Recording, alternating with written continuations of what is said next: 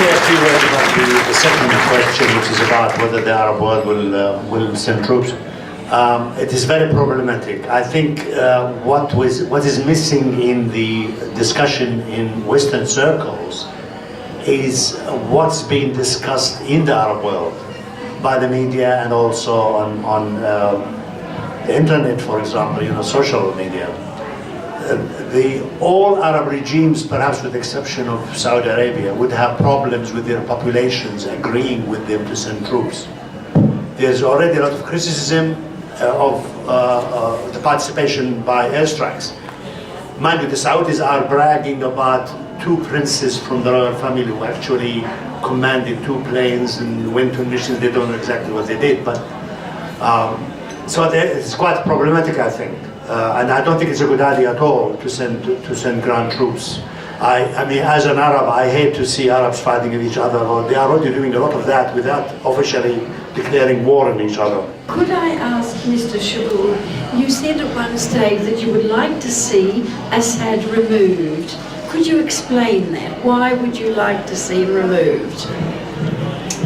I don't like any head of state except royalty. I say that out of politeness rather than of ideology, to stay on the seat of power for too long. Secondly, I don't like people who get to power without proper, honest elections. Thirdly, I don't like dictators. So, it's very simple. I mean, I have nothing against Bashar al-Assad personally. I wish he remained as a nice specialist rather than a president of the republic. But more seriously, it's the policies really, because of the leaders of the Ba'ath Party actually have been advised years ago to try to open up and allow multi-party politics and participation and so on. What happened that Assad, his father before him and he followed, there have been economic opening, including towards the United States, by the way. Most of the cars in Syria have been Chevrolets, the ones I used anyway as a passenger. So there's been this opening, but there's been closing of freedom of speech and political activity. So I'm not saying I want him removed because I support anybody who is against him. I think the people who are against him are even worse.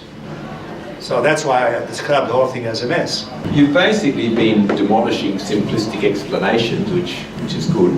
So can I offer you a couple more simplistic things and see what comment you would have on them? Yeah, well, if that's right. The first is the extraordinarily belligerent American foreign policy. Is that driven by the arms industry? First point. Secondly, Israel seems to have managed to demolish, to get the Americans to demolish any other country that could inconvenience them, which must surely help their cause if they wish to remain in a state of perpetual war. And thirdly, just recently there's been comments that the Americans invade people when they try to go and sell oil not using the dollar denomination, which of course allows them a signage of effectively financial hegemony over the world. Can you comment on those 3 aspects which perhaps have an influence on what happens? Well, the two very eminent scholars of US foreign policy, James Petrus, who some of you may know, has written extensively, especially on US foreign policy towards Latin America, argues that US foreign policy since well into the 19th century was determined principally in terms of protecting US capital and the expansion of US capital. And that, I think that's a fairly, and he gives very good reasons why. Noam Chomsky tends to agree with that, and I think, between them they mount a pretty persuasive case for understanding US foreign policy throughout the last part of the 19th century, especially in the Western Hemisphere and globally since World War II. So yes, it is belligerent, but it's belligerent because in many parts of the world, people are restive against, and certainly there's a great deal of discontent against the dominant system that has been unfolded, imposed, put in place across the world. And the arms industry is certainly a beneficiary of it, and part of that sort of a global economic system, but I don't think in itself, in my opinion, is the main driver of US foreign policy, but certainly protecting the interests of Wall Street and other major corporate interests in the US is certainly at the forefront of what they do, or why they do what they do. Okay, very briefly, I think the armament industry, especially the United States, is a very important factor. I don't know whether you know that, for example, in the Middle East, annually there is about $1.3 trillion spent on armament. And as far as I know, none of them is used to defend any Arab country against aggression. For example, it hasn't been used against Israel since 1973, except by Hamas recently, and that was useless and not imported weapons.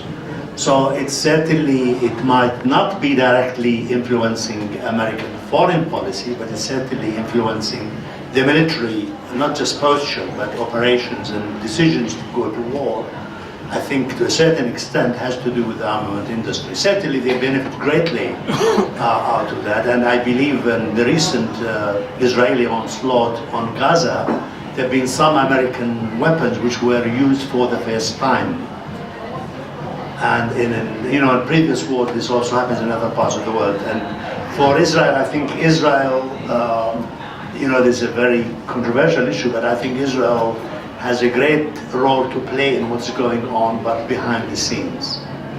In fact, I wouldn't be surprised. They already downed a Syrian plane over Golan, but I wouldn't be surprised if they are not providing intelligence and radar services to the attacking airplanes, whether they are from the Arab countries or American ones. So they are definitely there, and they are influencing American foreign policy, there's no doubt, through the Jewish lobby and also the very strong commitment of the United States administrations, one after the other, or regimes if you want to call them, for Israel without questioning. Supposedly, ISIS has been selling oil to Turkey, presumably because they seized the oil fields around Erbil. How does this square with Turkey's position, the long-running feud with the PKK in eastern Turkey? Are the Turks scared of antagonizing ISIS by encouraging the PKK to leave Turkish territory, to go back to Kurdistan to help their PKK brothers? Or is it a sort of an impasse where the Turkish PKK based in Turkey are still in Turkey? Very briefly, I think Turkey is in a very difficult position, certainly because of, as you said, the Kurdish problem. But Turkey, of course, is historically very interested in what goes on in Syria and Iraq. And the current Turkish government, and especially under Erdogan over the last 10 years, is sort of sees itself in a sense as the true heir of the Ottoman Empire. They don't want necessarily to build an empire, but they are a kind of Islamist regime, but secular at the same time. So, for example, they were very sympathetic with the Muslim Brothers in Egypt. I suspect they might be at least conniving at what certainly Jabhat al-Nusra and the many other Islamist fighters are doing against the Bashar regime. But they are in a quandary with ISIS, because if they support ISIS, then, as you said, the Kurds will become stronger. So that is why there is ambivalent. The latest I read in the Arabic press is that they are actually allowing planes to come from Turkey and attack northern Syria, Daesh in northern Syria, although it is not confirmed, because a lot of what goes on in the Arab press, like the Western press, is not necessarily credible. I could be wrong, but my understanding is that the oil bought in Turkey is largely by profiteers, not by the central government. So it's not official government policy there may be people within the government who are benefiting, but it's not the government buying it on behalf of Turkey, but just some shady deals done in the background. This entity is not recognized by any country in the world. Okay? I mean, it has no hope on earth or in hell to be admitted, for example, to the United Nations or to any other regional one. So it's certainly it's an anomaly in one of other anomalies we have in contemporary politics. You see, we are in a dilemma because it's one of those problems. If you don't deal with it, it's not going to go. And if you deal with it, you might get things. Things might get worse. Certainly for the Arab world. This is. I mean, there's something we need to keep in mind. Somebody, I can't remember if it was Rumsfeld or Condoleezza Rice, in 2003 talked about creative chaos. So this creative chaos is creating havoc in the region. And ISIS actually is not simply a danger to Westerners or the US in particular. It's more dangerous to the Arab world and Muslims in general than it is to other parts of the world. Because already a number of Arab countries are worried that there's going to be all sorts of terrorist explosions happening in different parts of the Arab world. So it has to be encountered, but the problem is it's very difficult because you might create more sympathy towards it among the populace because it's seen as anti-American and people are not very fond of American politics, although they love American products. I'm afraid to say, including Pepsi-Cola and McDonald's and so on. They're very popular in the Arab world, but they hate American foreign policy. I mean, I'm talking about the majority of the population. So it is a problem, and I can't see really a simple way out of it. I just wanted to add to this question of how the so-called ISIS crisis relates to the West, including Australia, and the hypocrisy of our government and the United States government. Tony Abbott said, "The IS death cult is uniquely evil in that it does not simply do evil, it exalts in evil." Well, that was based on the fact that 3 Western journalists have been beheaded. But Saudi Arabia has beheaded something like 500 people in the last several years. So we're not invading Saudi Arabia. We should be, according to that theory. So I would just like a comment from the panel about this ISIS death cult is being used fundamentally as a cover to introduce highly undemocratic so-called anti-terrorism laws in this country. And all over the West, the same thing is happening. So we're staging a new war in order to carry out domestic anti-democratic policies in our own countries. I just wonder if we could have a comment on that, please. I don't think it's as straightforward as that. There's certainly that element to it. I mean, I was reading a very interesting piece not long ago that traced the rise of the war on terror in terms of the Bush administration's attempt to sort of deal with rising unionism and attempts, unsuccessful early attempts to privatise the public service in many parts of the US. And this author was arguing that, in fact, if you look at the war on terror and the way that it escalates in the US, you actually can see a rise in the way that the administration deals with some of the thornier issues around deregulation of labour markets and so forth in the US. Now, again, I think that's, there's an element of that, but, there is a much wider issue here about the US's role in the world, and partly it has to do with its own interests, but also the US does maintain a belief in its manifest destiny as a country that has some unique role or unique responsibility to deal with, so-called sort of anti-democratic or anti-free problems around the world, and I don't think that can be ignored either. There's certainly a very complex rationale for why the US is involved in the Middle East. Part of it again, Israel is a factor. I would argue that, in fact, the US's most important ally in the Middle East is probably Saudi Arabia, that if it had to choose between one or the other, it might actually put the Saudis first. So, you know, protection of Saudi interests and other concerns are certainly interwoven into what is rationale for why it's operating in the way it is in the region. Well, I have to disagree with my colleague Noah actually about the preferred ally of the United States in the Middle East. It's definitely Israel. And I think there are many people in the American administration who don't care a hoot about the Saudi family. And I mean, I can assure you of this. So it's really American interest, but also there is a kind of double standards, because we were told in 2003 that the aim of going into Iraq was to establish democracy. And we ended up with a terrible constitution drafted by amateurs from the United States, which basically established sectarianism in political terms. We were talking about sectarianism earlier.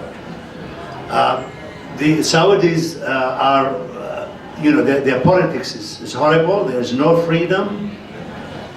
The way the religion is practiced there actually forces people to become professional hypocrites, because you are forced to pray. If you are seen in the market at the time of Friday prayer, you are hit with a stick to go to the mosque.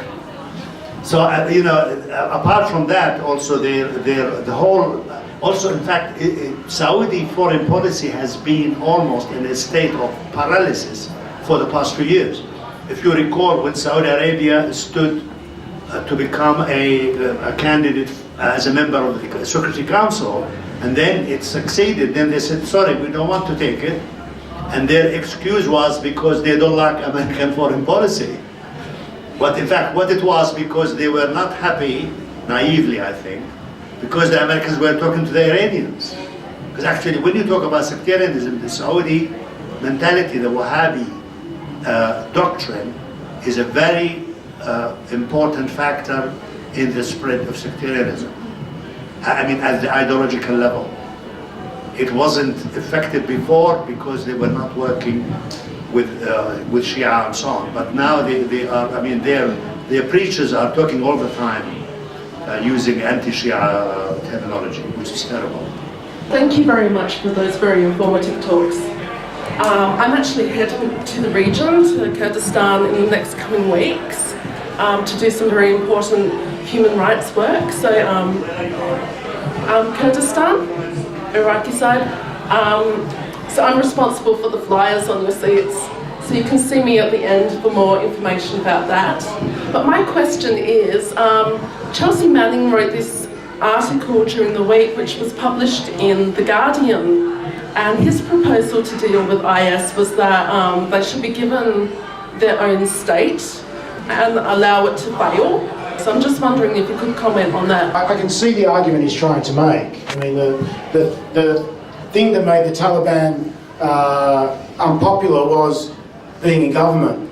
You know, Gaza is less popular prior to recent events because of its because of the way that in power it in some way started to resemble the PA. I mean, I can understand the argument, but the cost to the Iraqi and Syrian people of such a policy, I guess, you know, it's not really, again, and I go to points that Ahmad made in his talk, you know, we're getting prescriptions from the West about what should happen in the Arab world, and I think that's part of the problem, is that there's this constant imposition of this is the best formula for how we deal with ISIS. Well, what about the voices in Syria and Iraq and elsewhere in the Arab world about how to deal with this problem? When do they get their opportunity to put forward some proposals that might provide some solution to this problem? And, you know, with all due respect to Manning and others, you know, I think that's where some of the focus should be in the Western press and, you know, amongst people like myself and Ahmed and others, is opening space for Arab voices to say, well, what should we do about this problem? Yeah, but you see the problem, if you give them a state, they will not be satisfied with whatever borders you give them, because they they don't understand geography. Although they claim that they are trying to abolish the Sykes-Picot division between Iraq and Syria. In fact, the Sykes-Picot division was not between Iraq and Syria, it was within Greater Syria. Anyway, I mean, although Iraq ended up being part of the British mandate, the ideology of this group is very dangerous, I think. And also the way they interpret Islamic teachings is very misleading and destructive. Because by acknowledging them, you think what they are doing is right. You know, if the world, whether it's the Arab world or the West, is saying we want something which is good for the population of a certain area, then you are saying they are much worse than Mugabe, of course. At least Mugabe allowed some elections to happen. They don't believe in elections. You know, they use the passive quite a lot. I studied for myself the text of Abu Bakr al-Baghdadi's sermon when he announced himself as a caliph. He uses the passive a lot. He said, I have been made your caliph. By whom, it doesn't say. So, it's all this kind of things happening attributed to God himself. They are out of this world. They just don't fit in the modern world. And I think we should get rid of them, but the question is how. It seems that everyone is making suggestions on what is good for the Arabs and what is good for the Muslims. But isn't it up to the Arabs and the Muslims to sort themselves out if there is a problem? So I'd like to ask the panel what in their view would be the least worst things that could or should happen in what I call the Middle East that is initiated from within that may actually help to resolve some of those problems. The problem, I think, in relating to this question is a very good question, and I wish something can come out of the Arab world or the Islamic world.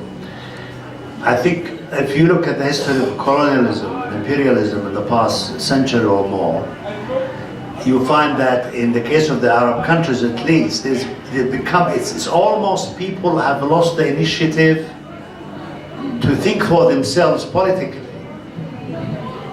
To sort of plan, to engage. The discourse, in fact, I've written about this many years ago, the discourse which you find among the political ruling elites and some of the opposition, not the intellectuals, for example, is the discourse which is being determined by outsiders, essentially the USA and Israel.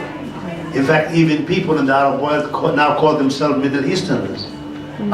I wrote a satirical piece yesterday saying, there will come a time when they say, I am a Middle Easterner and my same is Abu something, the Middle Easterner. In other words, even the Arab identity is in danger of disappearing. The Islamic identity is emphasized for the wrong reason. So I'm afraid, what Edward Said referred to about the sort of lack of coherence is getting worse and worse, because also, if you take all the oil countries, Saudi Arabia and the Gulf, they rely on the United States to protect them, to keep them in power, and also they are essentially prisoners, politically and economically, to Western capitalism. They are part of their system. So that, they can't behave politically in a free way. Plus the absence of real democracy in the majority of Arab regimes. So if you ask people what do you want, they are not going to be able to articulate what they want. The other thing is also, I heard it from a former American ambassador who has worked as a consultant for the Rand Institute. He was asked, why doesn't the United States understand the Arab rights, especially in Palestine and other places? Why are we always supporting Israel and not understanding the Arab point of view? And he said, well, because all the Arabs who speak to us are not able to articulate their cause successfully. And those who do, and if we don't nod and we don't respond to them, they give up. So, this is a problem. So, I'm being, as an Arab, I need to exercise a kind of dual critique of the politics of Western powers as well as Arab absence of power. You talked about Arab people. Who are the Arab people? Because you are, in fact, the way that you spoke, you implied that Palestinians were members of the Arab people. So Palestinians don't necessarily have a real unique identity. They are just Arab people. Who really are the Arab people? You just answered your question. You said the Palestinians are Arabs. The Jordanians are Arabs. The Syrians are Arabs. You want me to count all the Arab countries? No, so you're just saying... They define themselves as Arabs. I've got no problem. Yes. So it means that they define themselves as all one people. That's my question. Well, they define, look, it's a cultural definition which is capable of achieving political unity if they have the human will and if they are allowed by outside powers like Israel and the United States to do so. And there was a time when it was actually quite closely achievable. Because you see, Europe, look at the EU. They call themselves Europe, the people of Europe call themselves Europeans. So what does that mean? And they became, and they became united, and there are dozens of languages, different political systems, the history of warfare between them and so on, but they work together.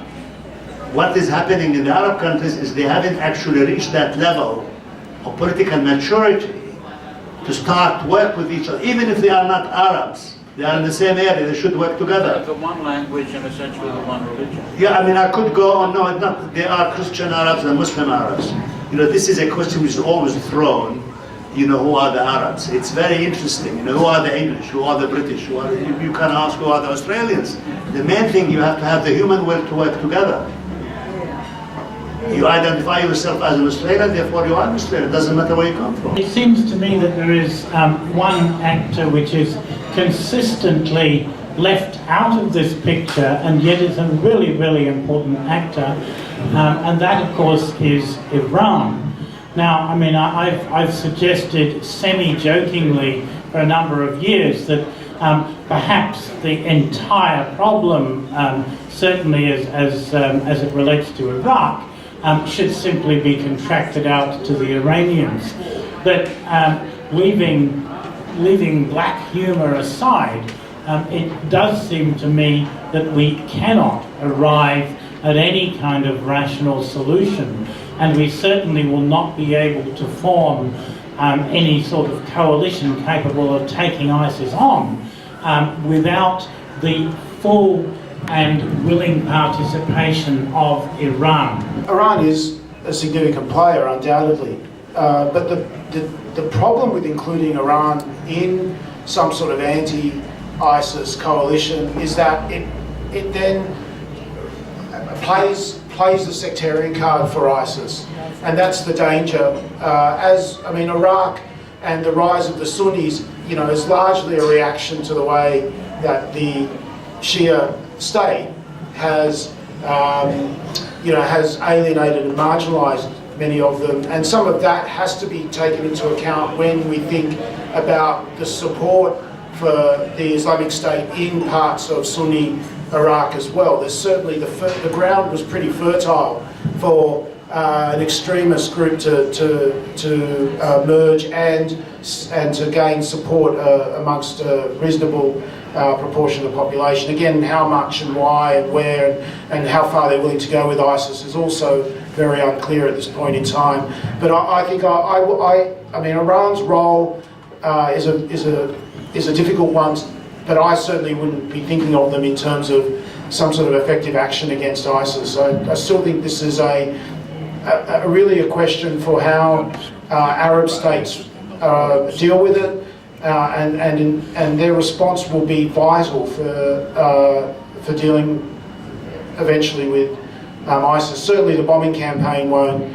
resolve it. If Afghanistan is anything to go by, the more you bomb, the more opponents you create. So, I think we need some sort of alternative to military action to resolve this crisis. Yeah, it's a very important question. Actually, there are elements of the Iraqi Shia militia who are fighting ISIS in Iraq, who are supported, I mean, strategically and professionally by Iranian military advisors, and maybe there might even be some Iranians among them. So Iran is interested. The other point I would make is that historically, and from the terms of classical geopolitics, Iran actually had been a close ally of the United States for a long time, with the exception of the time of Mossadegh, whom the US intelligence deposed in the 50s because he was much more of a nationalist. So some of you might remember Jimmy Carter putting his hand on the Shah's shoulder and saying he's our best friend and he's quite solid, and then a few months ago he disappeared. And when he disappeared, the regime changed. You have a new ideology, new outlook, which became anti-Israeli and anti-American. And you know the story of the embassy and all that, and the sort of very vehement American reaction against Iran, which continues. So I don't think they are going to wake. And now, with the Israeli factor and all this talk about the danger of Iran going nuclear, that's very important. I mean, if you listen to Israeli discourse, they are always saying to the Americans, don't worry about ISIS, in 5 years they will disappear, but we have the danger of Iran for 50 years. I don't agree with that, but you know, the Americans listen to this. Okay, well, you've been a demanding audience, and I'm sure you want to thank Noah and Ahmad for the kind of brains trust quality of the way they dealt with an incredibly complex problem. Thank you and good night.